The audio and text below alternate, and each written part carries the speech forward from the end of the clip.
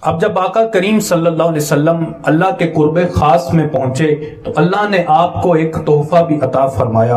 امت کے لیے، ہمارے لیے، میرے اور آپ کے لیے اللہ نے ایک تحفہ عطا فرمایا، اور وہ تحفہ نماز کا تحفہ ہے۔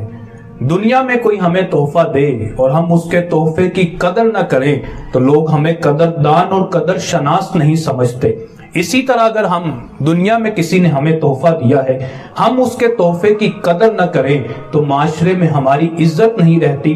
لوگ کہتے ہیں کہ یہ قدر کرنے والا شخص نہیں۔ تو دنیا والا کوئی ہمیں تحفہ دے، اس کے تحفے کی قدر نہ کریں تو معاشرے میں ہماری کوئی عزت نہیں رہتی۔ تو جو تحفہ اللہ نے عطا فرمایا ہے، اگر ہم اس کی قدر نہ کریں تو اللہ کی نظر میں ہماری کیا عزت ہوگی؟ ہمیں سوچنا ہوگا۔ یہ وہ عظیم تحفہ ہے، یہ کسی دنیا والے نے تو نہیں دیا، اتنا عظیم تحفہ ہے کہ جسے دینے والا خدا ہے اور لانے والے مصطفیٰ ہیں۔ اور پھر یہ نماز جو ہے نا، یہ بڑی نرالی عبادت ہے۔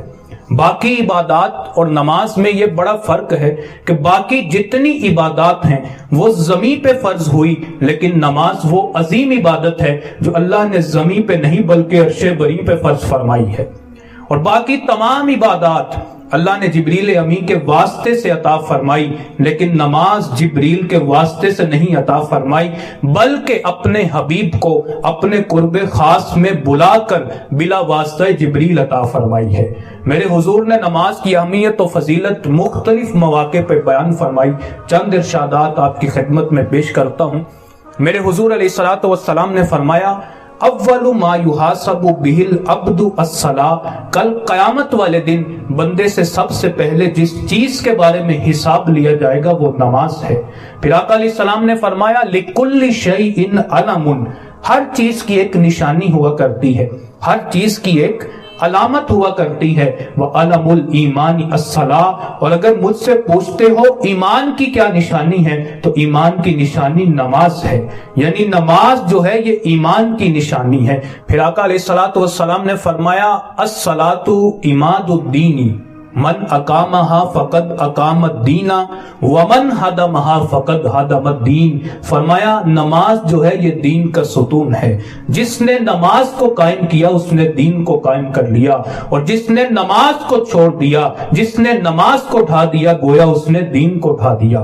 پھر ایک حدیث میں حضور نے فرمایا، من ترک الصلاۃ متعمدا فقد کفر، جس نے جان بوجھ کر نماز ترک کر دی اس نے کافرانہ کام کیا، اس نے کافرانہ روش اختیار کی۔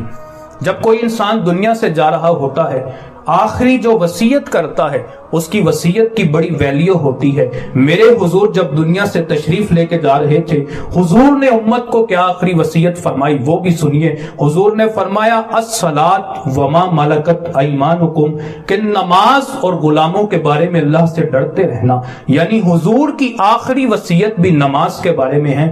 اس سے آپ نماز کی اہمیت اور عظمت کا اندازہ لگا سکتے ہیں۔ ایک حدیث میں حضور نے فرمایا، لا سہم فی الاسلام من لا صلاۃ لہ، فرمایا جو نماز نہیں پڑھتا اس کا اسلام میں کوئی حصہ ہی نہیں۔ اسی طرح ایک حدیث میں حضور نے فرمایا، لا دین لمن لا صلاۃ لہ، جو نماز نہیں پڑھتا اس کا کوئی دین ہی نہیں ہے۔ یہ نماز کی عظمت اور فضیلت ہے۔ اور جب انسان نماز پڑھتا ہے کیا فائدہ ملتا ہے؟ رب تو راضی ہوتا ہی ہے، اللہ کے حبیب بھی راضی ہو جاتے ہیں، انسان کے گناہ بھی جھڑتے ہیں۔ اور کس طرح سے جھڑتے ہیں؟ حضور علیہ السلام نے فرمایا، جب کوئی نماز پڑھتا ہے نا، اس کے گناہ اس طرح جھڑتے ہیں جس طرح خزاں کے موسم میں کسی درخت کو ہلانے سے اس کے پتے جھڑا کرتے ہیں۔ یہ نماز کا فائدہ ہے۔ اور جب ہم نماز پڑھتے ہیں، رب کے حضور سر جھکاتے ہیں، پھر کسی اور کے سامنے ہمیں جھکنا نہیں پڑتا۔ اقبال نے کہا تھا، یہ ایک سجدہ جسے تو گرا سمجھتا ہے، ہزار سجدے سے دیتا ہے آدمی کو نجات۔ یعنی جب رب کی چوکھٹ پہ سر رکھ دیا پھر در بدر ٹھوکریں نہیں کھانی پڑتی۔